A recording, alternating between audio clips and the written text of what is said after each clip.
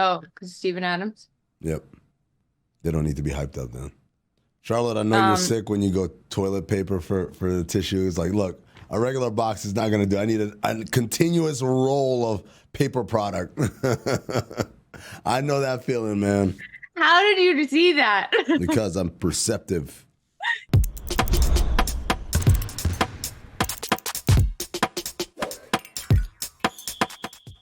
Welcome to Oddball. It's Friday, and I just got paid. In the words of the one late, great Aaliyah, Amin Elhassan in Miami, Charlotte Wilder still having lasers behind her in New York City. That's a nice sweatshirt there. What's that say?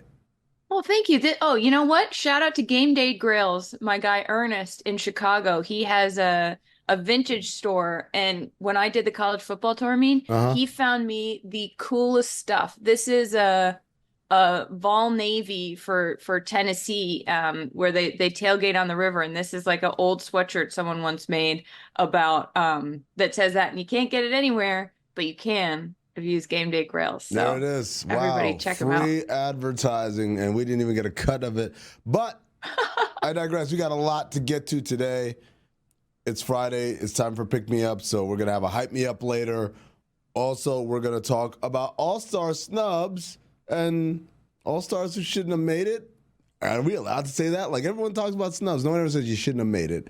I don't know. I would love to hear you talk about who shouldn't have made it. And we're going to talk about who did make it and who played really well after finding out they made it. You probably already know it's 5:30 on the East Coast. But we're going to go over it. Still fun. But first, got to do the saddest, most reluctant victory lap ever. As I say, I told you. I told you guys. You like it now? You love your 65-game rule now? Well, there goes Joel Embiid, perhaps for the season. Torn meniscus in his knee. He injured it originally against Orlando on a Thursday, sat out on a Saturday against Denver. Everyone's like, oh, these guys are both managing. So then he guts it out, comes out and plays in the Golden State game. Clearly didn't look healthy. Aggravates it some more. Gets checked. Torn meniscus. And now, you happy now, Charlotte? No, I'm not happy. I was never on that side. You know who was on that side? Who was? Some weird people on the internet. Oh, I my mean, God. I was not shocked, but it's really shitty to look at mentions after we talk about here are players who are being forced to play because of this rule. They shouldn't. They're probably going to get more hurt. And all these people in the comments are like, oh, why don't they just play? What if they just played? They have millions of dollars. Like, Yeah. sure, they're millionaires, but still, they don't have the power. It's ridiculous. It's irrelevant, right? At the end of the day, it's irrelevant. The amount of money being made is irrelevant because the reality is Joel Embiid is hurt. Maybe he shouldn't play, right? And if it's a case where I don't know whether or not these missed games will impact me winning MVP or whatever, then that's a risk worth taking. But once you say 65, line in the sand, hard stop, now it's like, I gotta do it. I have to get out there. Because at the end of the day, this policy, ostensibly, Charlotte, is to prevent players from, or teams from resting players, from guys not playing just for the sake of not playing. It's not supposed to force hurt people onto the floor. And I don't give a how much you paid for your tickets or how much you paid for your cable. There's no universe where you're like, the NBA is better today because Joel Embiid is hurt. Oh, I'm so glad that I paid $200 for a Sixer game where he won't be playing because he's out perhaps for the year. For the meniscus, obviously, there are two different approaches, and it depends a lot on the injury. One is the meniscus repair. They surgically kind of sew it back up. That's the one that has less kind of long-term arthritic condition stuff, but long recovery. Out 6 to 9 months, maybe even longer. The meniscus removal, where they just go in there and they take a meniscectomy, I think it's called. I can't pronounce it. It's meniscus and has ectomy in there. Put it together. That one, quicker return time, but higher incidences of kind of issues down the line. That's what Robert Williams III did in Boston. He had the meniscus removal, and if you remember, he got back and he was right back in the playoffs, and we all know what Robert Williams' career has looked like basically since that procedure. So I'm guessing if it's an option, it's not always an option, but if it's an option, the Sixers are going to go meniscus repair with Embiid rather than meniscus removal. Either way, again, you're welcome, America. And for the Tony Snell people, we literally said, sign him for 1 day. You waive him immediately afterward. Just have him on the roster for 1 day so he can qualify for health benefits through the Players Association. No one's saying sign him for the year. No one's saying keep giving him money or whatever. It has nothing to do with money. It has everything to do with to qualify for a benefit package. He literally needs 1 fucking day. And for all those people who were like, well, he made, I hope to God some shit like that happens to you where like it's just a little thing, a little technicality that would take care of your issues regardless of how much money you make or made or didn't make or whatever. I hope to God you go through that shit and then think to yourself, oh, now I kind of feel it. I get the whole Tony Snell thing. Because clearly explaining 2 different videos did not explain it enough for you people, for some of you people. Let's move on because this pissed me off more than anything. It's this classic sports fans siding with the billionaire owners or league people who run the league because there's something broken in our brains, and the American dream means that someday you too can be Steve Ballmer, except it doesn't. Yeah. All right, Charlotte. Last night, the All-Star reserves were announced on TNT, and what we have here in the Eastern Conference, Jalen Brown of the Boston Celtics, Donovan Mitchell of the Cleveland Cavaliers, Jalen Brunson for his first All-Star appearance, and Julius Randle for the Knicks, Bam Adebayo of the Miami Heat, Tyrese Maxey in his first All-Star appearance for the Sixers, and Paolo Banchero of the Orlando Magic, his first All-Star appearance.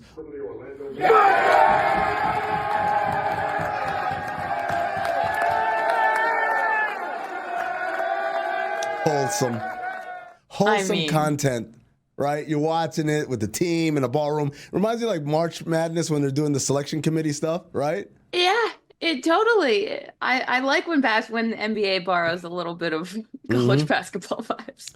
So in the Western Conference, you have Anthony Davis of the Los Angeles Lakers. You got Kawhi Leonard and Paul George of the Clippers, Devin Booker of the Phoenix Suns, Anthony Edwards and Karl Anthony Towns of the Minnesota Timberwolves, and Steph Curry of the Warriors. There are no first-time All-Stars in the entire Western Conference lineup, so veteran heavy. And every year, Charlotte, people talk about snubs. So-and-so shouldn't make it. I couldn't believe so-and-so didn't make it. And I'm going to say the thing that everyone fails to talk about. Everyone talks about so-and-so should have made it. No one ever says so-and-so should not have made it so that so-and-so can make it, right? Such and such should not have made it so that opens a slot open for so-and-so. Well, I'm not going to say such and such as I'm not going to say so-and-so. I'm going to say names. I'm going to name names. Why the is Anthony Davis an all-star? Why is Anthony Davis an all-star? Why are the Lakers sending 2 all-stars and the Sacramento Kings are sending 0 all-stars? Why? Why? Why? A lot of people are going to point to Karl Anthony Towns. No, he's cool. His team's winning. We've always put a premium on winning. We've always put a premium on winning when it comes to these all-star nods, particularly if it's close. And it's not like Sabonis and Fox would be there. They've been all-stars before. So we've established these are all-star caliber players who are having career years for a team that's winning. Versus Anthony Davis, great player. Your team's not winning. Why is he an all-star? Other than that, I think everything else seems pretty right. Right? Everything else seems. I agree with you. I think everything else seems pretty right. Just to name some other like quote unquote snubs they got here. Trae Young, your team sucks. No. Rudy Gobert. Look, this is your burden as a defensive player. They're never going to really recognize you. Brandon Ingram, good player, team up and down. He's also not always been out there. Lauri Markkanen took too long for the team to fire up. And also, they're still not great. They're just better than they were before. Jamal Murray. The argument here, a lot of people thought he was going to be an all-star after what he did in the playoffs. I've always said Jamal Murray's not really an all-star type player. He's a guy that steps up in a postseason. Also, he's missed 14 games. That doesn't help at all. Kristaps Porzingis. I mean, there's an argument there. Alperen Şengün. Team's not good enough. He'll be an all-star soon enough. Victor Wembanyama, get the out of my face with that one. So, Charlotte, did you have any problems or reservations about, so-and-so should have made the all-star team? No, not in the way. I think you covered it with the Anthony Davis stuff. When I saw Anthony Davis, I was like, I saw that he made it. And then, I mean, I was watching Celtics Lakers, and he and LeBron were not playing. They were resting, hurt. I don't know what's going on. They were not there. And the camera panned to them celebrating. I think it was an Austin Reeves thing. Anthony Davis looked like he was going skiing in Dumb and Dumber. Like he had on this full, like, I think it was a Louis Vuitton white jacket. He had a white shirt. He had a white turtleneck. He looked like he had just gotten off the slopes and he was ready to hit the lodge for some après-ski drinks. And I was just like, I don't know that that's the outfit you wear after you're named an all-star when, like, maybe it wasn't your year. Exactly the outfit you wear if you're named an all-star that was not deserving. I'm glad that you mentioned the game last night. The Lakers demolished the Celtics. Can I say that? Yeah. Is that? Yeah, and they did it without Anthony Davis and without LeBron James, without as their I said. all-stars. Austin Reeves had an all-star-like performance. But elsewhere around the league, we had a bunch of all-star performances from some first-time all-stars. We got a 40-burger for my man Jalen Brunson, who, I got to say at this point, man, go ahead. I said it the other day. Everyone thought I was crazy, but they're a half game out of the 2 seed.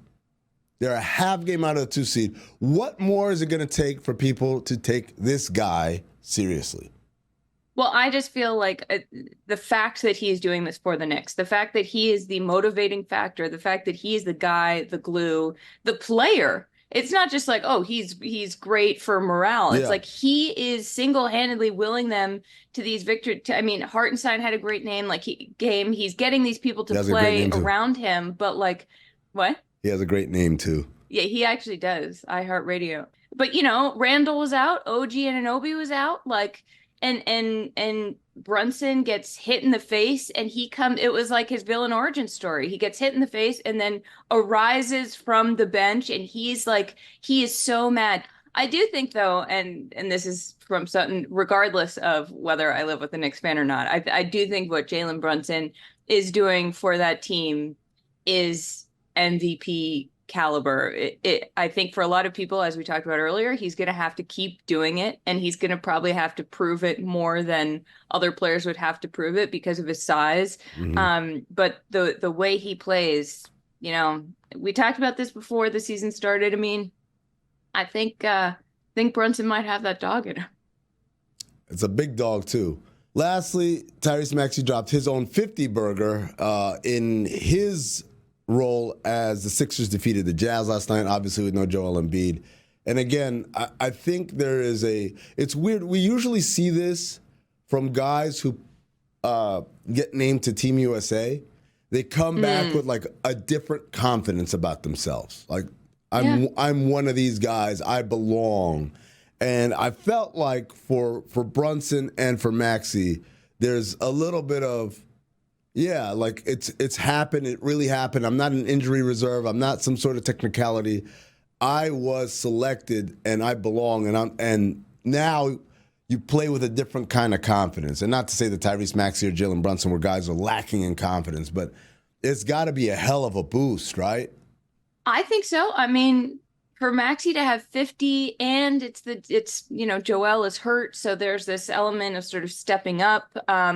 Also, Brunson cried in his post-game interview. Brunson couldn't talk. How did that feel?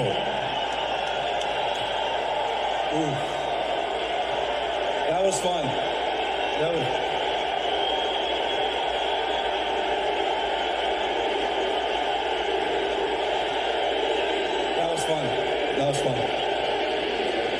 You got the Garden crowd chanting MVP. He's been named as an all-star. He has this incredible game where he makes big plays and stuff. We heard the message from his father congratulating him, telling him, I mean, hell, I got a little misty-eyed. He said, you used to grow up wanting to be me, and now I want to be you, which I think is every parent's dream, is to have a child that is so gifted in whatever they do. You're like, I wish I could be you, man.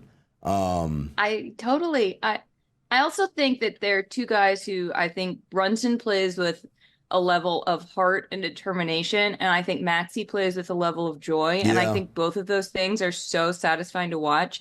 I don't think there's any player who, I guess Tyrese Halliburton when he's all healthy is pretty joyful. The Tyreses are joyful. Steph Curry, Tyrese Halliburton, Tyrese Maxey. Those are the guys I think of when I think of, like, they just look like they love what they're doing out there. Tyrese Maxey's like the happiest dog chasing a ball, just he's got that dog in him. running around. A happy dog. He's a happy dog. All right. There you go. Let's do this. Let's go into the weekend feeling good. Let's hype me up. Please.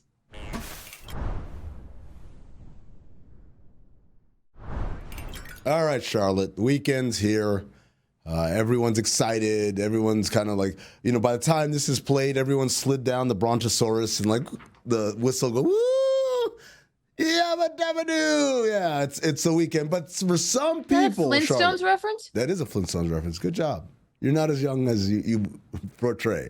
All right? No. So one of the things that happens, though, is some people get a case of the Monday scaries, right? Or the Sunday scaries or whatever. They get scared of the upcoming week. Some people, their whole life is scary. It's like nothing can be right. And those people are on the sheet of paper right here. It's called Hype Me Up. And we got to hype them up. We got to find a way to pick up their spirits. Charlotte, are you ready?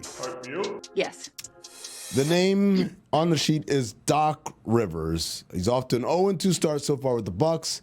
And as we talked about yesterday, have a hellacious 10 games coming up here. Okay, listen to me, Doc. I sound a lot like you right now. All I have to do is lower my voice a bit. Been feeling a little under the weather. You might be feeling a little under the weather too. You come into this team, you got to take them over. You got to show everybody that you can win. Okay, I'm not going to be able to keep that up. You come into this team, you want to show everybody that you can win. You lose your first 2 games, and now you've got a stretch of 10 games that I don't think anybody in the league would trade places with you for. However, listen to me. You just made $40 million off of this whole situation. I'm not saying money means anything or makes you want to win less or whatever, but there's that, which is nice. Also, you were coming in to take over for a coach that this team clearly was not vibing with. You've come in with experience. You can put things in place, even if you don't start winning immediately. Even if this is a tough stretch, you already have a good record. You can lose a bunch of games and you're going to slip, but you're not going to slip as much as you would have if you'd started at, say, the 6th spot. So you also have the most perfect built-in excuse ever. You were brought in to win with this team. You were brought in to win with the Milwaukee Bucks halfway through the season, little more than halfway through the season. If you don't get them to a championship, you can be like, hello, I did my best. I came in, I took over a dysfunctional situation, and it just wasn't enough time. We couldn't even practice before that 10-game road trip. So, Doc, I know you want to do this, but you can always be like, next year we got him. Not bad. I like the built-in excuse part. That's really funny. Well, sort of. You have to hype up. Oh, this is a news-based situation that we didn't get to. Mm-hmm. Hype up Memphis Grizzlies fans because they just lost Steven Adams, who's not been playing. He's been hurt. He was traded to the Houston Rockets for what I now can't remember, but for take Victor it away. Oladipo and a couple of second-round picks. Memphis, I'm going to level with you, man. Like, this is not a good sign. This isn't a good sign. But this is the reason why this is happening is because financially you guys are kind of overcommitted. You got a lot of money going to Ja. You got a lot of money going to Jaren Jackson Jr. You got a lot of money going to Desmond Bane. And because of that, you are in luxury tax levels that make running a team a lot more difficult because that's how they did it in the new CBA. They wanted teams to curtail spending. And as a result, Steven Adams, who only makes $12 million next year, that's a really great contract for him. He's a luxury that they cannot afford. You guys have found, the good news is you guys have found other bigs and developed other bigs on your roster. And so I think that helps. And remember, Brandon Clark's going to be coming back soon off of his Achilles injury. So, you're fine. I know Steven Adams brought a certain gravitas to you guys and a je ne sais quoi. And you love him and respect him and say, goodbye, sweet New Zealander. But you're going to be okay, Memphis. Trust me, this is fiscal responsibility at work here because let's be real. If you kept them, it's not like you guys are championship caliber. Let's be real. Oh, it was going so well. It was you were doing such a good job, and then you just tossed that in there at the end. All right. Okay. Well, let's see if you could do better with this one. Okay. This one's all right. That was a really. Oh, you're already crying. Yeah, I'm really sad about this one. You got to hype up Joel Embiid, who suffered a torn meniscus. It's unclear how long he'll be out for. They're still evaluating options. Obviously was having a MVP caliber season, a better season than he had last season.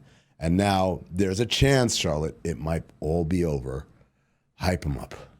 I'm not, I mean, you leveled with Grizzlies fans. I'm going to level with you, Joel. This sucks. And sometimes part of hyping somebody up is acknowledging that the situation they're in is really a bummer. Because a lot of times people will say, it's all going to be fine. You're fine. It doesn't matter, blah, blah, blah. And that sort of discounts the real sadness and frustration and probably some level of anger that you're feeling. All of that is completely valid. I totally get it. The 65-game rule appears to have really screwed you over. But if you were doing this year, you were having an MVP caliber year, as Amin said, you were the MVP last year. And you did this coming off of that. It sure, you didn't make it as far as you wanted in the playoffs, but it was a long season and you came back and there was some wear and tear on your body. You were ready to go. In this situation, if you get this thing fixed up, patched up, rehab goes well, you are going to come back in a great position to do what you just did. You're going to do it again. You're going to fix that knee. You're going to come back. You got Tyrese Maxey, who's just balling out while you're gone. The team is going to come back around you. And there's going to be such an added element of drive and determination. And let's do this. Let's get this championship. And let's do this for Joel because he's been through hell last year. I think it's looking up. Might have to wait a little bit for a return on those dividends. And I know that it sucks right now and not much I can say will make a difference. But there's hope. You still got the knee. You're going to get better. You're going to be MVP again. You still got the knee. They did not have to do the risky kneectomy where they just take the whole thing and chop it away.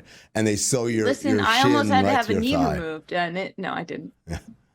That would be funny looking if you had your shin right connected to your thigh. I've just been handed the final hype me up, Charlotte. And the name I have to hype up is Charlotte Wilder, who's feeling a little bit under the weather. So I'm going to say, Charlotte, first of all, you are the best looking sick person I've ever seen. You somehow have found a way to look even more full of life and energy, despite me knowing that you're probably not feeling great at all. I'm excited, and I think you should be excited to know that whatever illness you're going through right now will dissipate and be gone in the span of a few days, and then in 2 weeks, pretty much, we're going to be together in Indianapolis, having a bunch of fun, interviewing a bunch of basketball people, experiencing the sights and sounds of Indianapolis, and watching some of the best in the world at playing basketball do goofy things like dribble through cones and shoot three-pointers. So buck up, kiddo. Fire up some Flintstones marathon on your streaming app of choice, and yes, have a good weekend. have a my good weekend God. or working. A good working. Yeah. Thank you so much, Amin. That was so nice, and it made me feel a lot better. There it is. I'm happy to report I'm on the up and up. I'll probably take some Flintstones gummies. We're gonna be in Miami next week as well. And I really appreciate that. That sent me into the weekend feeling great, and well, that was really nice. You know, in the words of the great poet, yabba dabba doo. That's all the show we've got. Charlotte, you're fired. Ah.